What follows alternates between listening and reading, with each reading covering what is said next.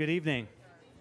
My name is Stephen Davey. I'm the senior producer here at WBUR CitySpace. Thank you all for coming out. Thank you to our virtual audience tuning in from around the world. How is everyone? Yes, good. I was telling Kara that you guys are jazzed for this conversation, so keep it up. All right. We are less than 2 weeks, as many of you know, from the Boston Marathon. There is running fever in the city. I'm totally swept up in it as someone running on the 17th. No sweat. This year also comes, though, as a stark reminder of the tragic events 10 years ago here in Boston. On the windows of CitySpace tonight is a retrospective gallery depicting the last 10 years of the marathon by WBUR photographers Jesse Costa and Robin Lubbock. If you get a chance, please do take a look. They're beautiful, heartwarming, cry-worthy, everything you can imagine. One of the runners that year was Kara Goucher, without a doubt one of the greatest runners in United States history. Kara has run Boston several times, including in 2011, having just come back to racing after only 7 months after the birth of her son. Can you believe that? And Kara was running while suspended from her sponsor, Nike, because of her pregnancy. Despite her athletic achievements, which are many, Kara also found herself at the center of another storm in the running world, where she was training at the Nike Oregon project under Alberto Salazar, who has since been banned from the sport. We'll be getting into all of that. But tonight is about Kara's incredible courage telling her story in her new book, The Longest Race, Inside the Secret World of Abuse, Doping, and Deception on Nike's elite running team. This book has lessons for everyone. A couple of quick notes. Kara will be signing books out in the lobby after the conversation. Be sure to pick up a copy from our partners at Brookline Booksmith. And thank you to Marathon Sports for supporting tonight's event and for some pretty incredible giveaways. Moderating tonight's conversation is Here Now co-host Robin Young. Now please help me welcome Robin and Kara Goucher.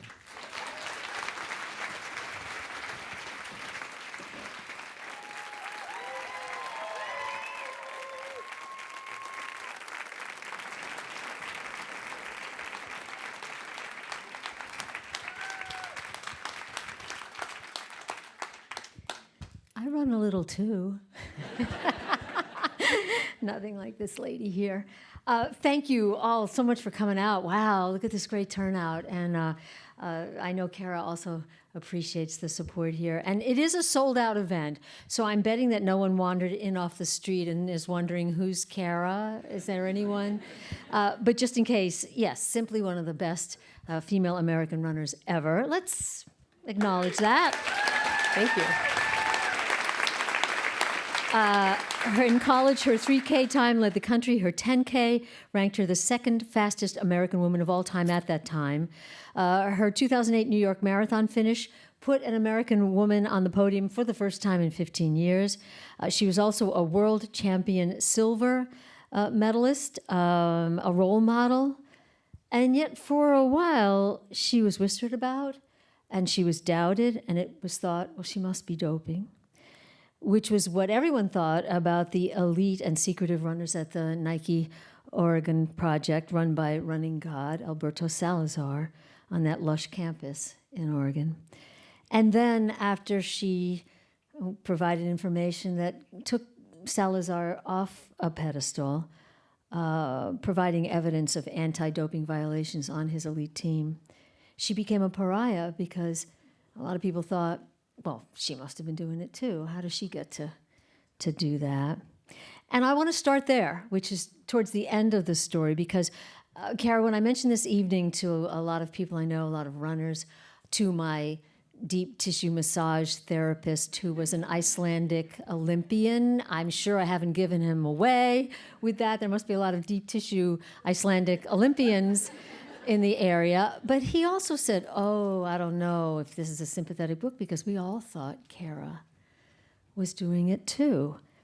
And that's why I was so glad. How many people have read the book? Okay, then you know. And the rest of you are going to find out, terrific read, that on page 2, your co-author, Mary Pylon, the vaunted sports writer, says right there, she felt the same way when you approached her. She was like, okay, Salazar got banned, but, really, how could Kara have been clean when the team wasn't? And And then she writes, it's like, bam, she started talking to you and realized your story is about sexual abuse, bullying, exploitation, corporate corruption, alcoholism, Salazar's, disordered eating, yours, and doping. But did you ever knowingly dope for a race? No. No. No. Not at all. So let's clear that up right now.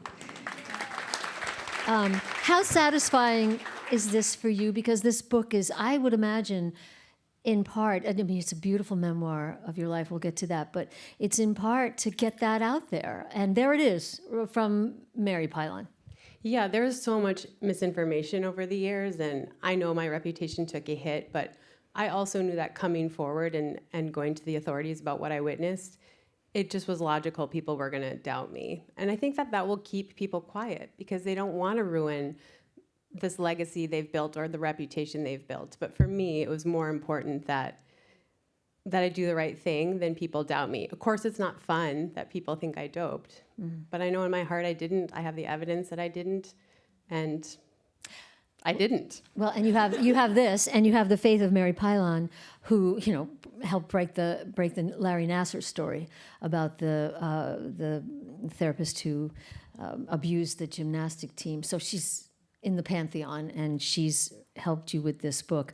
But I want to go back to the beginning for those who might be wondering then, well, why did you stay with Salazar so long, or what Salazar so long? Why did you stay quiet so long? Your mom, a daughter of the Midwest, your dad, an immigrant from Croatia, who came to New York, worked hard, soared as a soccer player, was featured in the Sports Illustrated Faces in the Crowd column. And then one year your mom took you and your siblings, 3 little kids, to Duluth to visit her family. And what happened?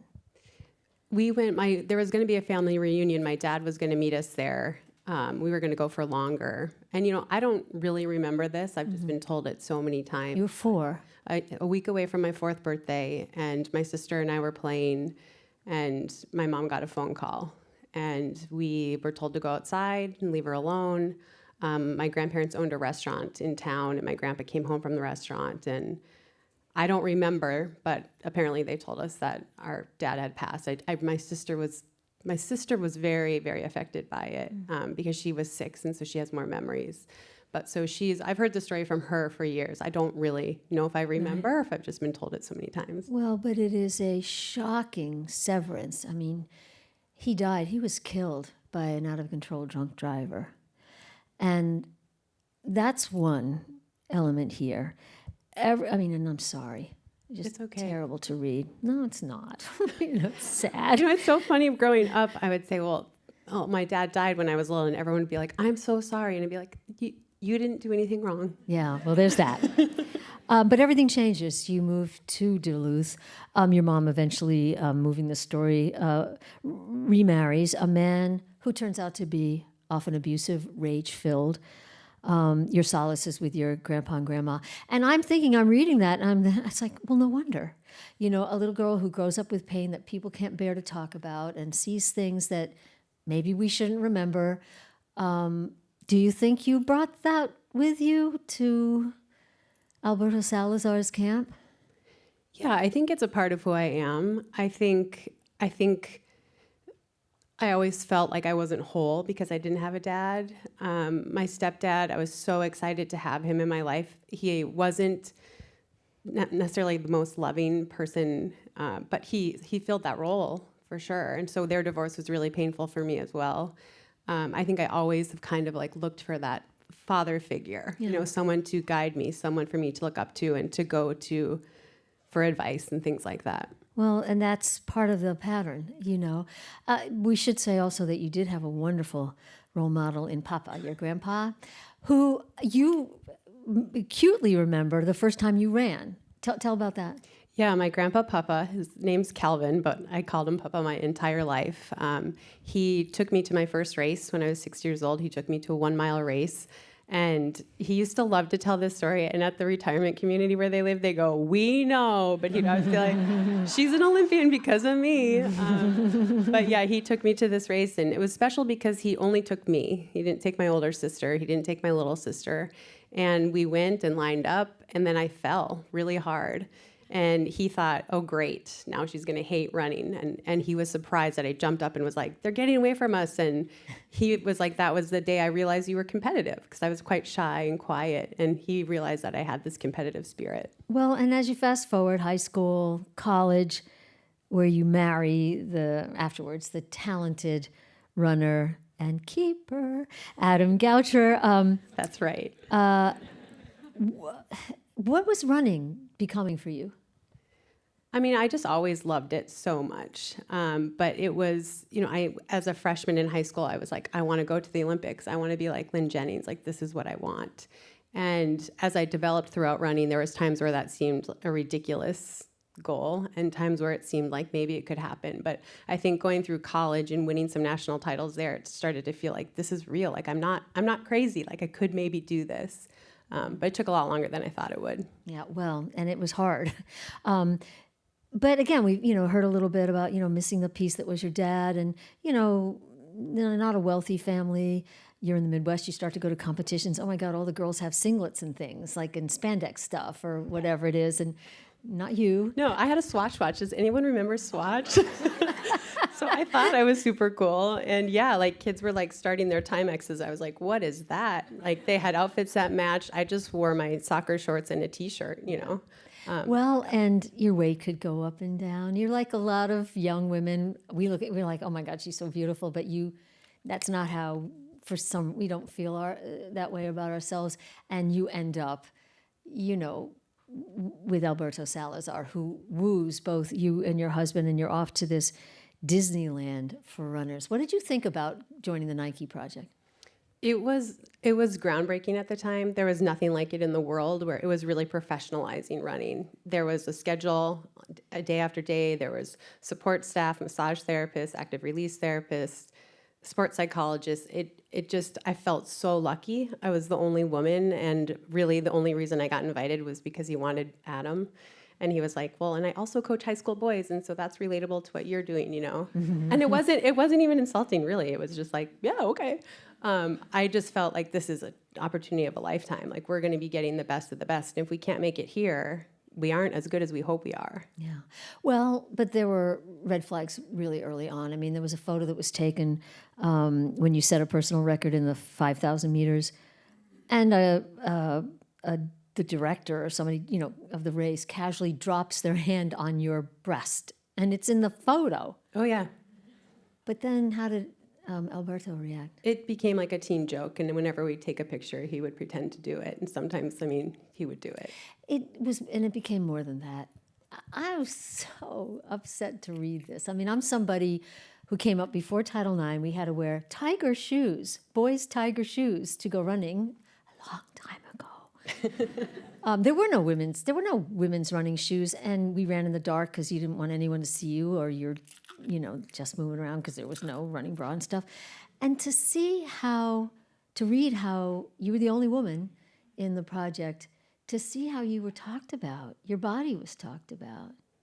Yeah, it's interesting looking back, because at first I just felt like, well, I'm one of the guys now, and this is what you do. You just joke about this stuff, right? Like, I just go along with it. I don't like who I was during that time, but I felt like I'm so lucky to be here. I'm the only woman here. They're taking a chance on me, and so just laugh it off. Just laugh everything off. Yeah, the weight. Talk about the weight. Weigh-ins, public weigh-ins. Yeah. To be totally truthful, my teammate, Amy Yoder Begley, suffered a lot more on that than I did. But we were all weighed in a lot in front of each other. She was the one that was treated the worst. Constantly comments about her body, her butt, this, that, calling her fat, which, by the way, she was like, not fat. And, those are times that I look back and really regret, because I didn't stand up for her in those moments. I just watched her kind of be berated, and I just kept quiet because I didn't want to lose my place in the group. We want to talk about that, in a bit, because you feel that way about a lot of the women that, after you left, went to Salazar. But the microaggressions and the drinking, I'll take a second to say, Alberto Salazar was from here. Right? He had that extraordinary Boston Marathon. Mm-hmm. many extraordinary marathons. Won New York 3 times. We spoke to him quite a bit on Here and Now. This is just gutting to see what he was like.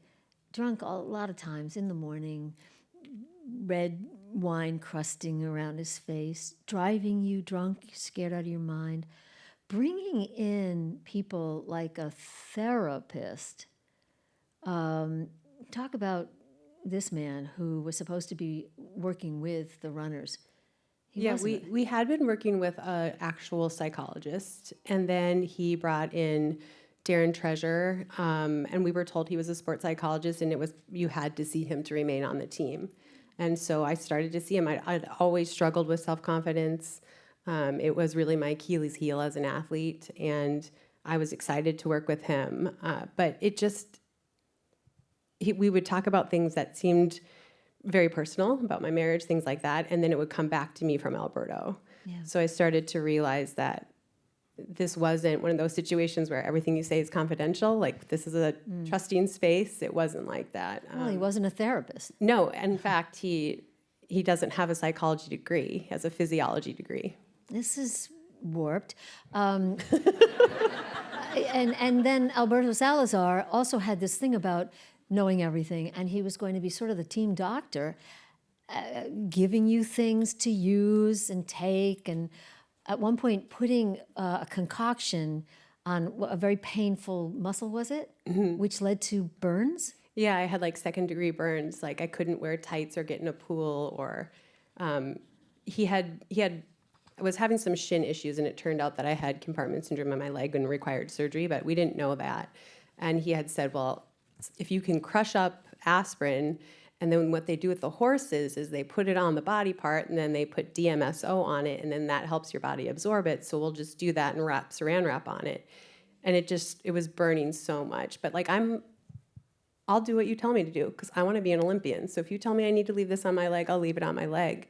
And finally it got to the point where I thought, like, I'm going to die. And I took it off, and there was just blisters all over my leg. And I'm screaming while I'm reading that part. Take that off. That's hurting you. Yeah. There's so many other things separating you from your family. You reading the book, it does start to feel like a small cult. You're not allowed to see friends, your family at Christmas. You're not allowed to speak to other runners. The Oregon Running Project, again, funded by Nike, so how bad could this be? Beautiful campus, beautiful facilities. But when you're traveling in competition, you're not allowed to mix with the other runners, and you can start picking up that they're looking at you. Yeah. I mean, we never stayed at the same hotel as everybody else. When we were on Team USA trips even, we would often stay at a different hotel, but we were like, just eat with us, just stick with the group. You don't need to socialize. They don't need to know our training. And, at the time, it's embarrassing, but at the time I was like, yeah. He's like, they're all jealous of us. Like, we have to stick together. And I was like, yeah, they are jealous of us, because we had so much. We had everything you could ever want at the Nike facilities. So, and we had the budget to do training trips and all of these things. So I was like, yeah, they are jealous, and they are judging us, But of course, looking back, we were isolating ourselves. We were the ones that were weird. Yeah. So we can see, and somebody's asking, you're starting to compartmentalize. Oh, yeah. I'm so good at that. Mm-hmm. And I think that I just grew up doing that. Like, we joked about the dad thing earlier. Like, oh, you don't have to be sorry you didn't do it. But, like, those are the little things that I learned very early on. Like, with my dad dying, with my complicated relationship with my stepfather, with, like, going through puberty, all these things, I learned how to just tuck it away. It can't hurt me. I'm just going to put it here, because if I open that up, then I'm going to have to deal with something that I don't want to have to deal with. And I think as an athlete, you really have to learn that skill, because you have to learn to compartmentalize pain. You have to learn how to compartmentalize emotion. You can't be running the Boston Marathon and at mile 1 be like, I'm going to win. You're dead. You're not going to win. And so you really have to learn how to, like, put everything aside and just stay focused on this one goal. Well, it's so funny. Producer Karen Miller-Metzen is here from Here and Now, and Alex Ashlock, also a Here and Now producer, and they're both, great runners and marathoners and everything. And I called her after I finished the book, and I said, I'm not really good at following the 3, 5, 10K things and and I'm reading and I'm thinking, oh my God, her life is just awful. She's really not a good runner. Everything's like not going well because I was seeing the way you saw yourself through Salazar's eyes. And Karen says to me, what are you talking about? She was becoming famous. She was known as the best runner. But what you start to describe is, yeah, you're running terrifically, but he would put you down. And so did you even know how well you were doing? No. The one time that I had joy in my life was when I won the medal in Osaka, because it was unexpected and it was so happy and it was like so celebrated and so exciting. But everything after that was a letdown. I mean, at the Olympic Games, he was telling me, ran terrible. You're not even good. You ran one of the fastest 800-meter races of your life. Yeah, I thought I ran well. But I mean, I didn't though. That's the thing is I felt like I am letting everyone down. When I ran Boston here in 2009, it was one of the worst experiences of my life. Not the lead up, not the race itself. I was just lying on a hotel room floor and being told, not just by Alberto, but by Darren, like, you messed up. You screwed yourself. You could be Boston Marathon champion, and you're not. Yeah. Someone's asking, and this is a good point to raise it, what did keeper Adam, he's just, what a wonderful partner. I mean, he really is great. But someone said, what did he make of this? And you'd think he'd want to, wring somebody's neck. You didn't tell him a lot of this. I didn't tell him a lot of this stuff. I mean, he knew about like the Boston thing, and he was there at the Olympics. He was at the Olympics. I ran the 10K first, which is where I was expected to medal and didn't.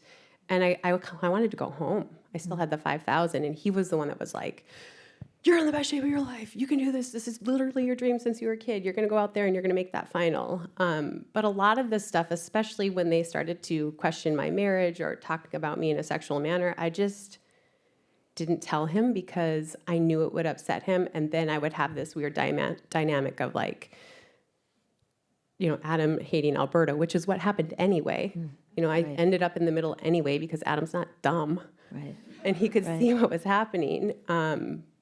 But yeah, that's another thing I really regret is and I've had a lot of talks with Adam about this. I held things from him, and I hate that I did that. Yeah.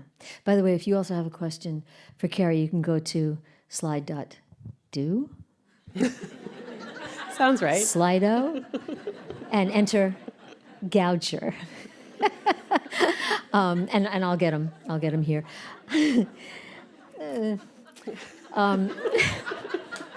I would prefer you just yell them out, but we're doing this thing. Look, the New York Marathon, you ran the fastest time for any American woman, and he and Darren greeted you as if it was a funeral. I mean, it just goes on and on, but then we get to the most painful parts. I could see this coming because he also, in addition to controlling, food and weight and whatever kind of medication, became your massage therapist. And, I refer to my deep tissue massage therapist, Icelandic Olympian, Jan, who most of the runners know. He's always at the finish line. There's a reverence around touching someone else's body. And he didn't seem to respect that at all. And then there were 2 violations. Would you like me to talk about it, or how do you want to? I had never seen a coach give athletes massage like that, and I saw it right away. He would just tuck people's shorts up into their butt. Yeah. Everything's exposed. But nobody was saying anything. Well, you're the only woman there. And I'm the only woman, and I remember being like, everybody can see me, but also like, no one's acting like it's weird, and he's Alberto Salazar, and Nike is paying him to do, to be this coach, and I just got desensitized to it and just accepted it. But there were 2 incidences where I knew we were alone in a hotel room both times, and both times we had traveled there without Adam, and it just felt different. I felt like his fingers are somewhere where they're not supposed to be. There was vaginal penetration. Yeah. Yeah.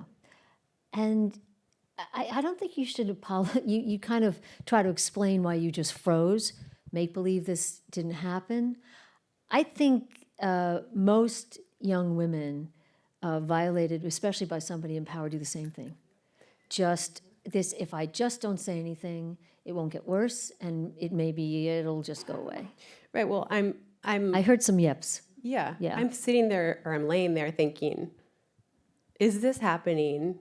And then but then again, what am I going to do? I'm in Italy, and so I have to. It's not happening. It's a mistake. It's an accident. And then I even felt guilty, like he's like a father figure, and he is a dad, and he would never do that, And I tried to kind of convince myself that I had imagined it. And then when it happened the second time, I thought, well, I'm not imagining this, but I still couldn't really accept what it was, because at that point, that was in 2009, all my dreams were coming true. It was actually in a lead up to the Boston Marathon. We were at a hotel in Lisbon. I was racing a half there. And so again, it was just like, it couldn't be what I thought it was, because that would shatter everything. Mm. And so the only thing I did after that trip is I told Adam I didn't want to travel without him anymore. Yeah, it took a long time before you told Adam about that. Yeah. And there was another moment when you were on a plane with Alberto traveling to a race, and he snuggled up in a drunken haze and suggested that you two should kiss and get it on. And you did storm away from that, but you can't go far in an airplane. Yeah, no, I just went in the bathroom. Yeah. So this has just become obvious, and put that aside for just a second. You also are debating when to become a mother. You work for Nike, and it becomes so obvious. And we've heard about this with athletes for a long time, but you're part of their stable, and stable is the appropriate word. And they were trying to decide when you should get pregnant. Oh, it was an open conversation. Everybody knew I wanted to have a baby, and it was an open conversation of when is the right time to do it. And also we discovered that the fee structure, you get to live on this gorgeous campus, a lot of your expenses are taken care of, but you're paid so little. And according to the contracts, your salary rotates and can be reduced depending on whether or not you're running and winning races. And if you're being pregnant, you're not running and winning races. Right. Yeah, I mean, at that time I had a good contract. I got bumped up after Osaka.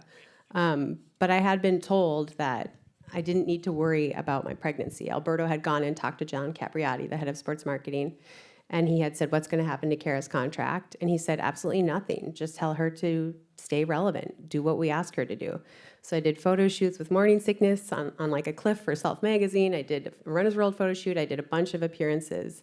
And then in July, I found out that they had just suspended my pay indefinitely. And when I asked why, they said, because of your medical condition. Medical condition. Right, like a human. This is... like a real baby. I said this on the air the other day during fundraising, 1-800-909-9287. I don't know what brought it up, but I'm prompted again to say it, which is why I just can't believe how this hasn't changed. But when I signed my first television contract, which is in the 70s, at a company that was very different back then, WBZ, I signed a contract saying that I would not become pregnant or otherwise disfigured. I know. And just a few years after that, now I'm at the networks, and Joan London became pregnant, and it was like, pregnant, everybody get pregnant. When it became when they saw, oh my gosh, that's good for ratings. And it sounds like the same thing happened with you. Nike had you taking these pictures, but let's take a look at one. This is one, you're splattered with mud, you're in a running bra, but let's see if the picture can come up here. Yeah, but they took your belly out. They kept the boobs. And took the belly out. The belly. Oh, there you are. Yeah. So where there might have been a hesitancy, like, oh, is she going to be as good a product for us if she's pregnant? Now she's pregnant. Let's use it. How was it used? Nike actually orchestrated my pregnancy announcement. They told me not to post anything about it I only had Facebook at the time. not to post anything about it, and that they were going to orchestrate it. It ran on the front page of the New York Times sports section on Mother's Day, and it outwardly facing, they were supporting me and loving all of this. And I was told by someone at Nike that I was the most requested female athlete at that time across any sport at Nike. And so people were relating to this story and loving it, but what was being presented was very different than what I was experiencing, which was, well, why would we pay you? You have a medical condition and you can't race. Yeah. And you did, as we mentioned at the beginning of the evening, you came with your toddler, I think. Was it before did you come twice to Boston, or was it just that once I'm thinking of after you gave birth? I raced here just before he was 7 months old at the Boston Marathon in 2011. Right. And then again in 2013. But yeah, and by the way, you were here with him and had just gone back to your hotel when you heard the bombing. Yes. Just take a quick second on that, because I was just stunned to read. There's so much in here, but I was stunned to read that you had ended up having to take your son to a therapist because he had also heard the bombings and seen your fear afterwards. Yeah. It feels silly to say, but I actually thought we were going to die that day. Well, wait a minute. I mean, I was Who safe here in the didn't think hotel. there? I mean, yeah, that's But not my silly. little sister was not here. Usually my family comes, and she wasn't able to come, and she called, and she was in a panic. She said that they're saying on Fox that there's a bomb in your hotel at where the press conference is, and she had come before and watched me run and knew that that was the same hotel. Everything took place in the same place, and she was like, "You have to get out," And I was just crying and so scared, and I couldn't believe that we were going to die over running. Yeah. And I have extended family here tonight. I couldn't believe that their lives were in danger for running. And I had a really hard time. I was very obsessed with following the story, finding out who did it, were they going to be captured. And we had flown from here to Minnesota to visit my grandparents and my mom. And when we got back to Colorado, my son just wasn't himself. He was about 2.5 at the time, and he's an animal lover. But he would cry when I would leave to run, and he was angry at Adam, and he was being kind of violent with the animals. And finally, I talked to someone who said, "You need to bring him in." And we went to this child psychologist, and he put all these little play figure people out. And then he gave him a black ball. And he said, "What happened?" And he smashed all of the Playmobil people off. And he said, "There was a big boom, and Mommy got scared, and a lot of people got hurt." And we had to go to this therapist for a while because he had anxiety because of how I reacted, most likely. But it was just, I feel awkward talking about it because we were all safe. My family was safe. The extended family was safe. But it really impacted my life. I think in this room you can talk about it in that way. We're coming up on the 10th anniversary, and Yeah. it's very stressful for everyone. So at Nike, they're both, concerned about your pregnancy. I think this is where Alberto and Darren, was that his name, are saying things like, you used to be tough and as if something with becoming a mother had changed you. But I also want to point out that you had seen signs of doping that you couldn't take in, like one of the other runners when you were visiting them, in another city to go to a meet. Oh, what are all those syringes in the butter compartment of the refrigerator? And you then later were to realize, Yeah, there were things I had seen that I just took at face value. So we were at a training camp, and Alberto said, "Hey, when you go in the fridge, you're going to see all these syringes. Don't worry about it. It's just allergy shots." Well, now I get allergy shots, and I realize you didn't need this many for a 1-month trip, But I just took it as, why would he lie? I trusted him wholeheartedly. He had androgel out, which you shouldn't, that's actually against the rules. You can't even have androgen around you, androgen gel, testosterone gel. And it was just out, he had it. yeah, it was just in the kitchen the condo we stayed in, just by the bread, but he said it was for his heart. And this is the thing, I trusted him so much. And he had he a could heart tell me attack. anything, and I would be like, "Oh yeah, that makes sense," because I cared about him so much, and I believed him so much, and we had such a close relationship like that. He was a father figure. So anything he told me, I just was like, yeah, that makes sense. Well, and we should say that all the other runners, the male runners that you talk about in the book, they've all denied Yes. that they Deny. did any Everything. doping. Except he did get banned, so I mean, I don't know. There's that. When you first, though, began to talk to people, I'm fast forwarding. It's you tell it in depth, but when you first tell the story of what you think you saw, did you see in other people's faces what I imagine they were expressing? Like, really? You Really? saw it or other people? When you were telling authorities, officials from Oh, when I would talk about things that, like, we all lived together and things that I would see, they were just like, yeah, like, what? that's not Can right. you say that again? That's not normal. We have to report that. Yeah. Well, that was actually one of the worst days of my life. I had gotten a massage from a licensed massage therapist, and he was working on my high hamstring attachment, and his finger slipped, and his finger like kind of grazed my butt. And he immediately apologized and offered to end the session. And I just started thinking, like, that's what someone does when they accidentally, I mean, massage and bodies, sometimes things happen. But I was like, oh, I mean, that's how a person would react. And so when I had first gone to USADA, they had asked me, did he ever touch you in any way that made you uncomfortable? And I told them about what had happened on the plane. But I said, well, there was a couple times when he gave me a massage where I was very uncomfortable. But then I just kept talking. And so I started to think about it more after this incident. And then I was with them getting ready for the first of many hearings. And they asked a different lawyer asked me again, but he never touched you inappropriately. And I said, well, there was 2 massages where his fingers went where they shouldn't. And it was like that. Silence. So quiet. All these men just looking at me like, what? And Bill Bach said, we have to report that. That's sexual assault. And I was like, no, I've never been sexually assaulted.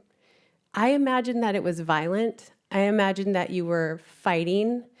And I didn't do any of those things. I just stayed there.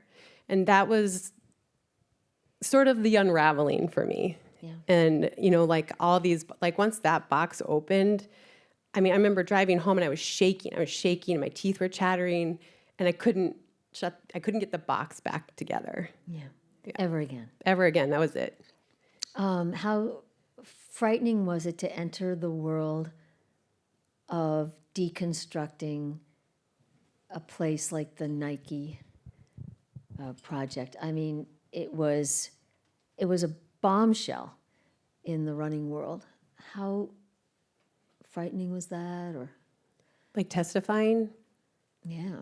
I mean, all of it was scary because when I first spoke to authorities, I was still a Nike-sponsored athlete.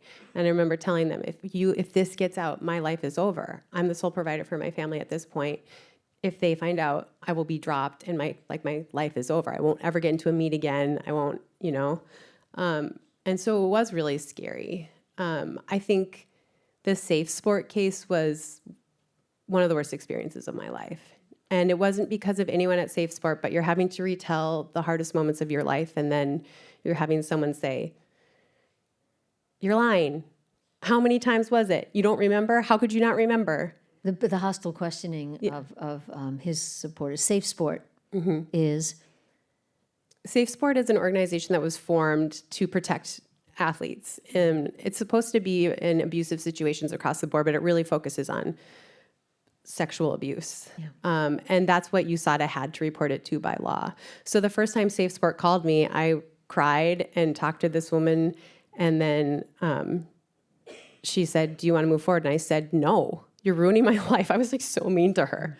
I said, I don't want to talk about this. This is ruining my life. I don't want to deal with this. And she called me back repeatedly and I just ignored it. And it wasn't until a couple of years later when Mary Kane filed with Safe Sport that I decided to join that case.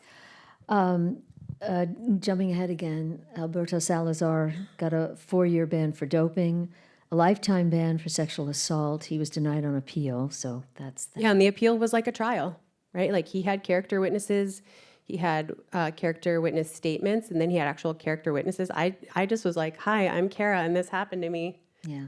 And I had like what my evidence was, which was my logbook. And I just want to be clear, because I think there's a lot of people say, how could you just ban someone for life? I can't just say this happened and then he gets banned for life. He was banned, he got to appeal it, which he should be able to. You shouldn't be able to just ban someone just because you said so. Mm-hmm. But then we went through a hearing and he had a lot more witnesses and a lot more evidence than me, but the ban was upheld. Yeah. And at the time, I mean, I mentioned that you would look at other young women who were joining the project after you left, and one of them was Mary Kane, and you worried, you feared for her, knowing what might happen, but she's since come forward and said that Salazar humiliated, tormented, and abused her to the point of self-harm. As hard as it's been to have people suspect you, people who loved Salazar, react negatively to you, that's got to be so validating that you were right and someone else is going to be spared. Yeah, I mean, Mary wasn't spared, which Right. I'll always, I thought about reaching out to her. But then I thought, like, well, what would I say? Like, nothing was public yet. And it wasn't public that I was working with USADA at the time. And so I just kind of felt like I'd be this crazy woman being like, oh my God, don't go there. Mm-hmm. It's going to ruin your life, And to her, it was a dream come true, right? As it was for you. Yeah. And so I didn't reach out to her. And I do regret that. What I started doing was I started following her on Instagram, because I only accept messages from people that I follow. And so I started following her on Instagram, and I thought maybe someday she'll want to talk. And that's exactly what happened. She reached out to me through Instagram. Yeah. So where are you now? I mean, where would you say? Where am I? And was there anybody? You're here at CitySpace, but did anyone from Nike? Were there any female executives? Did anyone ever come forward and say, "Hold on, I think I need to help you"?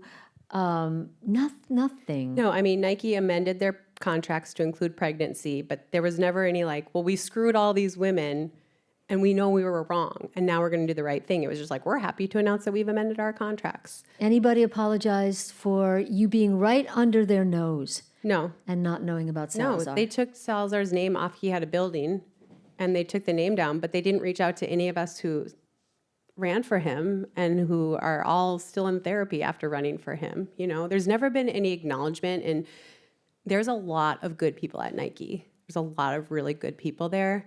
And they have the power to be the industry leader and to do things ethically and lead by example, because they are the most powerful sports apparel and footwear brand in the world. And what's hard for me is that there was wrongdoing and there's no acknowledgement. I was asked to be a part of an internal investigation into how women were treated with the Oregon Project. And I said, can you have a third party do it? Then I'm happy to do it. No, we're going to do our own investigation, and we'll see if we need a third party. And I said, good luck. Mm-hmm. And what do you think they found? They found nothing. Yeah. So, there's a scene where you throw away everything with a whoosh on it. Yeah. I really wanted to burn it. But then I thought, this could go to people who need it. And so we piled it all up, and we loaded up the car and donated it all. So all of you here, just do what you feel is right with your whoosh material. No judgment, but I will judge you. No. I'm doing Hoka myself. But, I know. I said that earlier. I was like, oh, wait. No, I'm doing Oiselle. yes. A female-owned sports apparel company that you have become a part of. Yes. What happens? The book is out. Mm-hmm. You've got people like my, Icelandic Olympic, learning that they had another version, another narrative. Are you hearing from young women? What's been happening for you? Yeah, I've heard from a lot of people, a lot of emails, a lot of texts, a lot of DMs that I am slowly working my way through. I've been shocked at how many people say, like, I thought I knew, but I knew nothing. Of course you didn't, because I've had people, important people influential in my life apologize. And I'm like, there's no way you could have known, because I would have never said anything at the time. I had to go through what I went through to be able to, I had to survive at the time. And surviving at the time was not telling anybody about what was happening. So there's nothing that you could have done for me, you know? It's been overwhelming, but in a good way. I think one of the things that's been overwhelming is just how many similar stories there are that I've heard, and not just running related, but just women in general and situations they've been through. And while I feel good that they feel like they can trust me with that information, it also makes me feel pretty sad. But that was another reason why the book was so important, was it's not your fault. It does not have to define you. You know, if you're a sexual assault survivor and you want to be called a survivor, that's great. I don't feel that defines me. I am who I am. That's something that happened to me. It has nothing to do with who I am. And so my message is just however you need to deal with it, but you can move on. Like, I am happy. I am fulfilled. And this doesn't haunt me. You had to go back to therapy after writing in the course of writing the book. Yeah. Thank you, Claudia. With a real therapist, yes. A real therapist named Claudia. A real, actual therapist, yes. Can you take in how great your career is? You know, writing this book was really helpful because all the things I saw as a failure, like Boston, New York, the Olympics, going through it I have a gentler and more kind way that I look at myself now. I can look at it and say, yeah, I did some pretty cool things. And I think. I always did my best. I never quit. And I always did the best that I could do in that moment. And I think I can look back and say, yeah, I did pretty well. But it's taken me a while to be there. I never used to want to talk about any of my races or anything to do with my career because I felt like I had been convinced that I always fell short when it mattered. I think I'm seeing something when you wave. Yeah. Tell the story. Yeah, so when I became an Olympian in 2008, I thought I would get the rings tattoo. I never had a tattoo, and I was like, I think I'll still do it. Yeah, that was when it was fresh a couple weeks ago. And then I went to the Olympics, and I failed. I didn't do what I was hoping to do or what I thought people expected me to do. And I didn't feel like I was really an Olympian. So then when I went back 4 years later, again, I ran a great marathon, but it didn't land me on the podium. It didn't bring me any of the things I had dreamt of. And so I just kind of thought, I'm not going to get it now. I'll get it in 2016. That's when I'll get it. And then I didn't make it in 2016. And so I just thought, I'm never going to get the rings. But my son over the last year has been constantly saying, I want you to get the rings. Mom, why don't you have the rings? Mom, you should be proud. And it has to be like a month and a half ago now. He came home from practice, and I live in Boulder, so there's like a lot of Olympians. And one of his teammates' dads had come, and he was staring at his Olympic ring tattoo, and he came home and he said, Mom, I want you to have that. You should be proud. It's a big deal. And so I went to the computer, and I made an appointment. And so I got the rings for Colt, but it is for myself, too. Like, I am an Olympian, like, yeah. Well, can I point out one other tattoo? Sure. I don't know why. I mean, can we arrange something? We'll talk to Dave McGilvery or something and get her a laurel.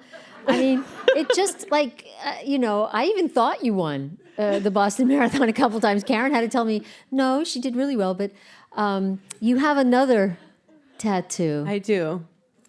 Yeah. So I always wanted that laurel wreath so bad. And if you read the book, you'll see that there was one in the trash. And my husband was like, do you want me to go get it? And I was like, no, I have to earn it myself. But when Salazar was banned, I got my own laurel wreath on my wrist because I felt like I won this. I was right. I did what was right. And what was right happened. And so I tattooed my own laurel wreath. Or I didn't do it, but I had someone else do it. A little soldering iron. Let's leave it at that. Congratulations on your laurel. Thank you so much for coming out. Thank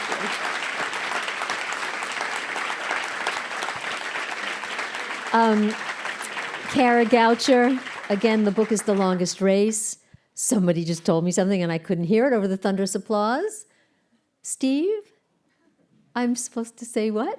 Okay, here comes Steve to say it. But Kara, thank you so much. I just appreciate it so much. Again, I know the audience does too. Thank you. Thank you. Thanks for coming out, everyone. I appreciate it.